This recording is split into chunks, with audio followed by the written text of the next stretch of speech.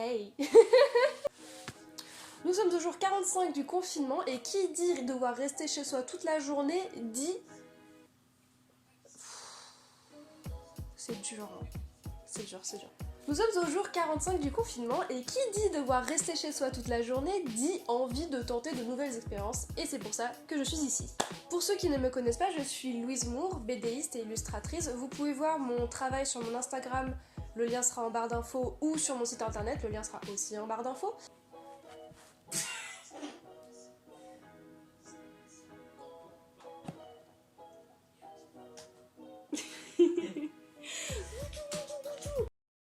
Pause. Je me suis rendu compte pendant le montage que j'avais complètement oublié de vous dire d'où je tenais ce concept. Alors il vient de la chaîne de Casey Golden, une illustratrice canadienne que je suis depuis un petit moment déjà, et qui pareil propose plusieurs vidéos où elle unbox des box snacks, des box art, des box Japon, enfin bref, tout ça.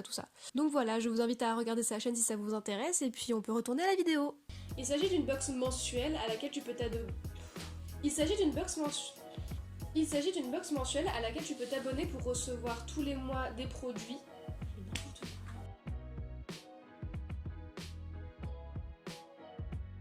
Il s'agit d'une box à laquelle tu peux t'abonner afin de recevoir tous les mois une boîte de produits. Merci Louise. J'en ai marre. Il s'agit d'une box à laquelle tu peux t'abonner pour recevoir tous les mois une boîte contenant du matériel d'art et un thème. Et le but c'est de faire l'unboxing. Enfin après je vous explique que c'est qu'une box, mais qui en 2020 ne sait pas ce que c'est qu'une box? Bref, la box s'appelle Scroller Box. Bref, on s'en fout. Elle coûte 15 livres sterling, qui fait en euros, je ne sais pas, je vous le mettrai quelque part sur l'écran. Et je vous mettrai le lien en barre d'infos si jamais ça vous intéresse. Et du coup j'en ai commandé 2. Je ne les ai pas encore ouvertes puisque le principe c'est de les ouvrir en live et comme je n'ai aucun moyen de savoir laquelle est de mai, laquelle est d'avril puisque je les ai reçues en même temps et qu'il n'y a aucune distinction sur les boîtes comme vous pouvez le constater, ça sera au pif. On va en ouvrir une au hasard, on va prier pour que ce soit la bonne et puis au pire on fera la seconde dans un prochain épisode. Du coup je pense que je n'ai plus rien à ajouter et on peut passer à l'unboxing.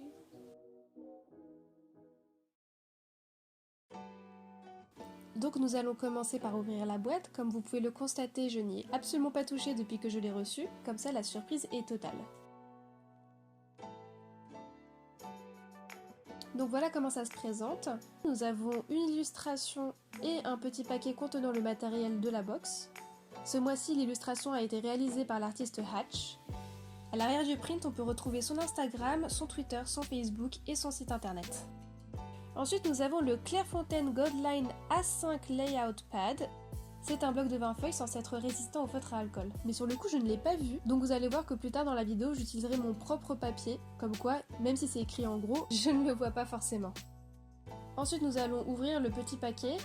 On commence par le stickers qu'on retrouve dans chaque box. À l'endroit, c'est peut-être mieux. Ensuite, nous avons le Lyria Rembrandt Art Design Pencil. C'est un crayon HB. Plutôt classique, j'en ai 36 000 comme ça donc je ne vais pas m'attarder dessus. Ensuite nous avons le Molotow Black Liner 0.4.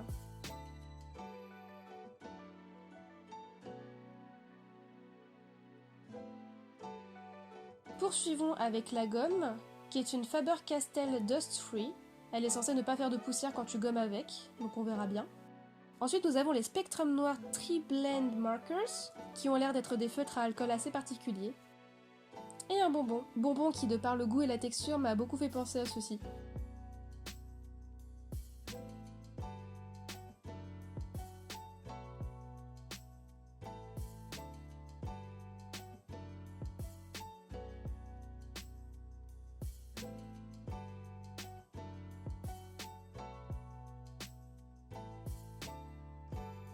Et pour finir, nous avons la petite carte résumant tous les produits qu'on avait à l'intérieur de la box, ainsi que le thème. D'ailleurs, en jetant un œil sur la carte, je me suis rendu compte que la box n'était ni d'avril ni de mai, mais de mars. Je pensais, en passant commande début mars, recevoir la box du mois suivant, mais finalement non. Donc écoutez, c'est pas grave, hein, ça me va tout autant. Maintenant que tout ça est déballé, passons au test. Donc le crayon HB, c'est un crayon classique, je n'ai rien à dire de plus. Par contre, le feutre liner me pose un petit peu problème. En effet, il est très bien, il est très pigmenté, très noir, tout ce que vous voulez, Mais en regardant de plus près, j'ai vu la mention water-based, donc à base d'eau, et ça tu peux être sûr que si tu passes de l'aquarelle par-dessus, du feutre par-dessus ou je ne sais quoi, ça va baver. Donc je trouve ça dommage, c'est pas le genre de liner que j'aime utiliser. Ensuite nous passons à la gomme. Bah écoutez, ça marche très très bien. Elle galère un petit peu sur les traits où j'ai appuyé un peu plus, mais globalement elle remplit ses promesses et elle n'a fait qu'une seule petite poussière. Place aux feutres à alcool qui ne sont autres que 3 couleurs déclinées en 3 nuances. La plus claire, la médium,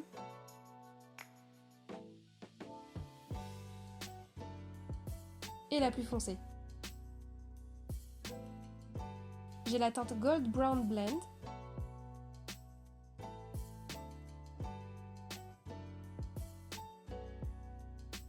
Blue Turquoise Shades,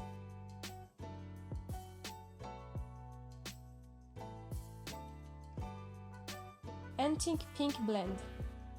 Alors, à titre personnel, j'ai un petit peu du mal avec les feutres à alcool, mais je trouve que ces couleurs se fondent bien entre elles, et j'ai ma petite préférence pour la teinte rose qui, je trouve, se mélange le mieux.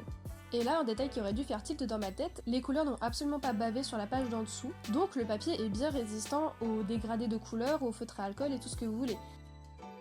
Il est maintenant temps de passer au dessin préparatoire. Pour ce faire, j'ai utilisé mon carnet à dessin classique. J'ai commencé par esquisser quelques idées, et franchement c'était dur. C'était dur parce que c'est un exercice que je n'ai jamais fait, avoir un challenge et le faire en caméra, c'est-à-dire que je dois assumer ce que je fais, je dois assumer mes traits, et c'est pas évident parce que je sais pas vous, mais pendant ce confinement, j'ai eu une énorme remise en question sur mon travail, sur mon niveau, sur ma légitimité, et c'était très très dur. C'était très très dur de regarder mes dessins et de me dire non ça va, c'est pas si moche. Et c'est ce qui s'est passé pour ces croquis, c'est-à-dire que tous mes croquis là que je suis en train de vous faire, je les ai trouvés vraiment moches et j'avais presque honte en fait de faire ça devant une caméra, alors que je voyais tant de gens sur Instagram, sur YouTube, faire des croquis tellement stylés, tellement beaux, enfin bref, j'avais vraiment juste honte de moi et puis je me suis dit au début non mais je vais pas poster ça. Je pense que la partie la plus dure pour moi ça a été de faire les croquis parce que je n'avais absolument aucune idée d'où j'allais, je me demandais mais dans quoi je me suis fourrée, les gens vont se rendre compte que je suis une fraude. Et au final, vous allez voir, mais je trouve que j'ai bien fait de continuer, j'ai bien fait de me dire non mais vas-y on continue et on voit bien ce que ça donne.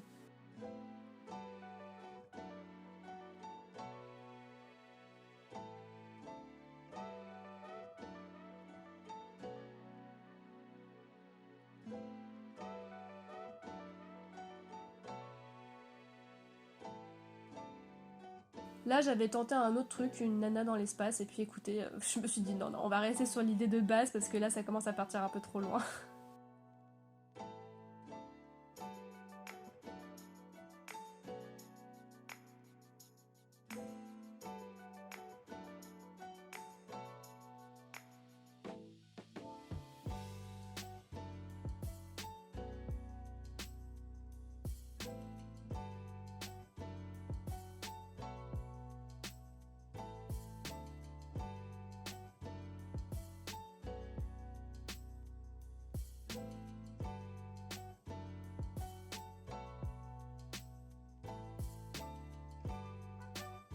Allez, trêve de bavardage, il est temps de passer au croquis.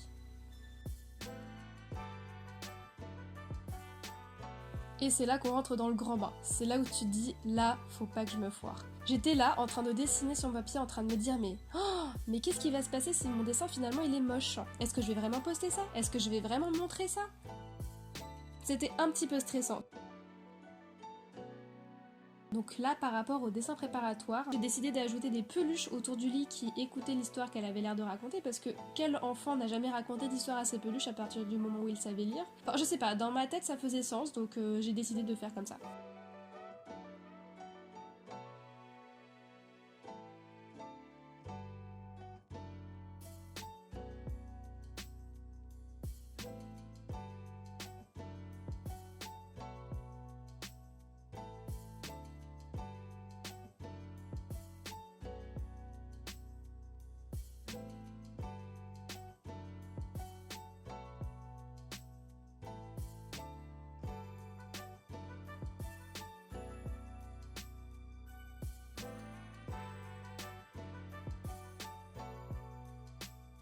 Je pense que la partie le plus dure de ce crayonné, c'était le moment où il a fallu dessiner le dragon et les flammes qui en sortaient, tout simplement parce que je n'avais aucune référence sous les yeux, j'ai dû faire tout ça de tête et espérer que ça marche plutôt bien.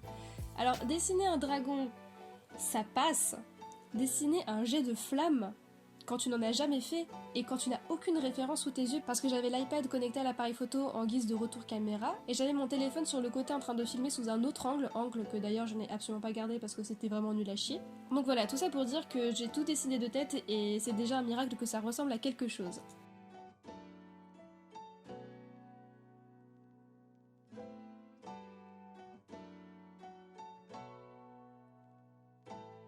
Il est temps de passer à la partie qui me faisait le plus peur.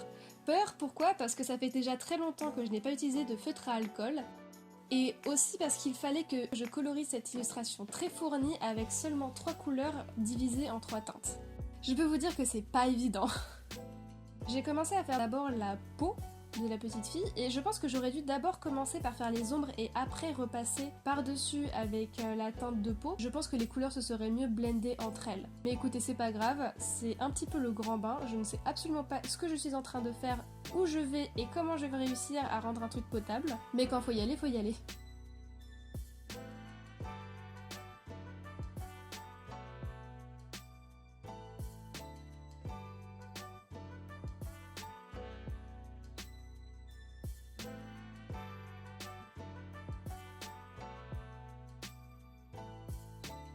Franchement, je peux vous dire que coloriser les cheveux a été pour moi la partie la plus satisfaisante. Déjà parce que le feutre rose est, je trouve, le feutre qui se blende le mieux avec ses nuances. Et ensuite parce que, je sais pas, j'ai beaucoup aimé le rendu que ça faisait.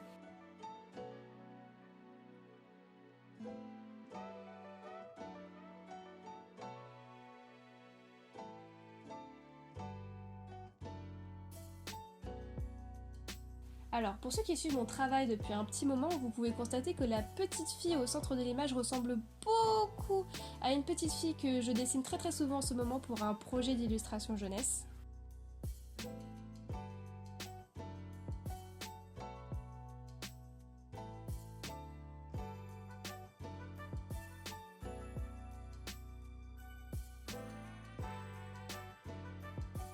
Donc franchement, mon impression sur les feutres, c'est qu'ils sont pas mal du tout. Je pense que je vais vraiment m'en servir à l'avenir, je vais les ajouter à ma collection. Et je trouve ça très pratique parce que, bon, certes ils sont chers, mais le fait qu'il y ait 3 teintes dans le même crayon, ça peut aider les gens comme moi qui n'ont vraiment pas l'habitude et qui n'ont pas envie d'acheter 36 000 feutres de couleurs différentes pour avoir des nuances acceptables.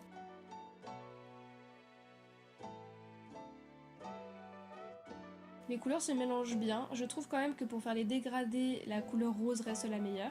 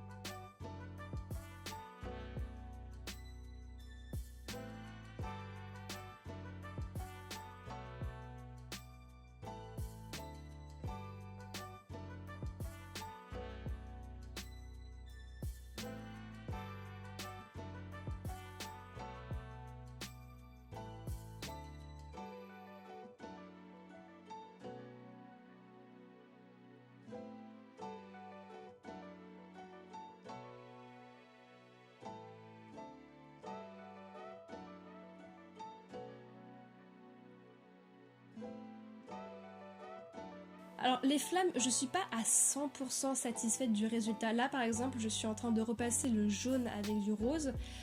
Je pense que j'aurais dû laisser comme ça. Mais bon, écoutez, c'est pas grave. J'ai un peu galéré à coloriser le dragon aussi. J'ai pas très bien géré les ombres, mais bon. ça fait l'illusion.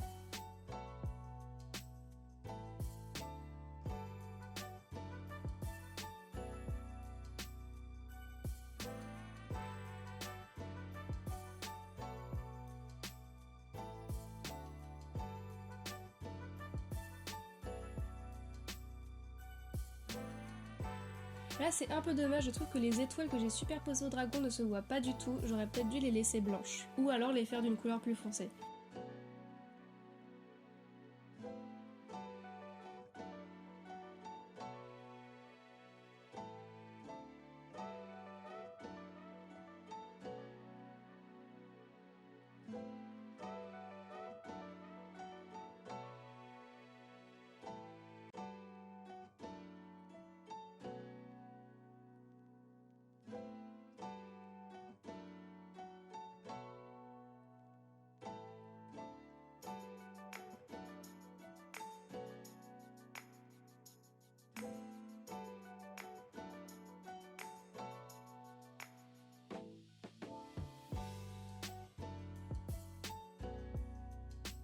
Là aussi je me suis dit mais qu'est-ce qui m'a pris de lui faire un arc-en-ciel qui lui sort du derrière alors que je n'ai que 3 couleurs. Mais oui, bravo. Bon au final je m'en suis pas mal sortie, mais vraiment j'aurais pu m'abstenir.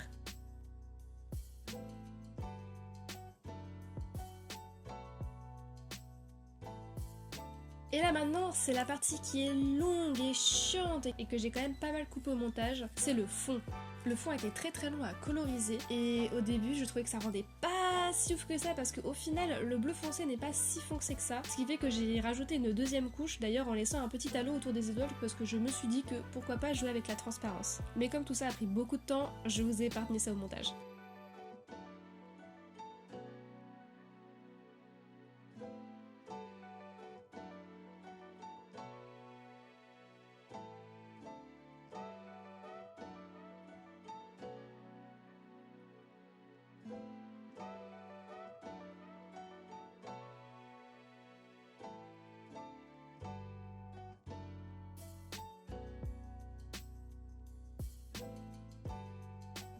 À la base j'avais envie de faire ces petits fantômes chats en noir, mais j'avais peur qu'ils ne ressortent pas assez bien sur l'image et que ça soit beaucoup trop sombre. Donc écoutez, je les ai fait en marron et je trouve que ça va, ça rend plutôt bien.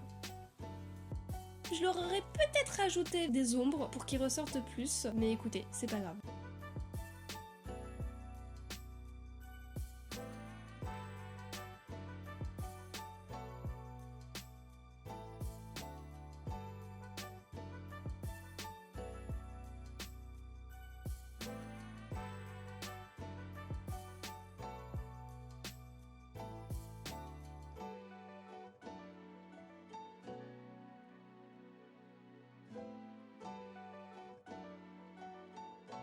Si ça n'avait tenu qu'à moi, je pense que je n'aurais pas ancré ce dessin, j'aurais peut-être à la rigueur fait un petit line au crayon de couleur ou je sais pas, mais je trouvais que c'était vraiment doux et j'aime bien ce style un peu lineless. Et je trouvais ça dommage de passer avec un gros liner par-dessus, mais comme le principe c'est d'utiliser tous les outils de la box, bon sauf le papier mais bref on va pas en reparler, j'ai décidé de jouer le jeu et de quand même ancrer mon travail et je trouve que ça rend pas du tout pareil. Et c'est vrai que certains endroits, les lignes étaient un petit peu baveuses, ça n'aurait pas rendu aussi bien peut-être que ce que je l'espérais. J'aurais peut-être voulu en fait que le liner soit plus fin. Je pense que là ça aurait été parfait.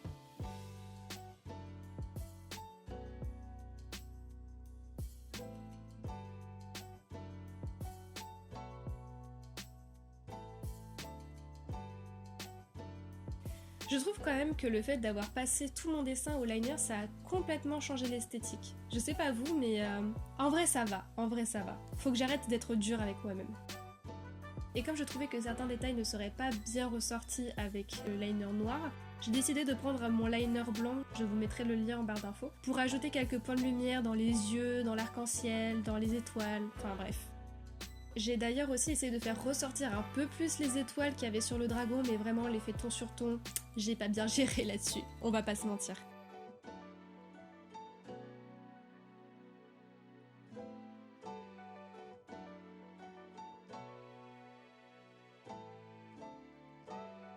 Rendu final dans 3, 2, 1...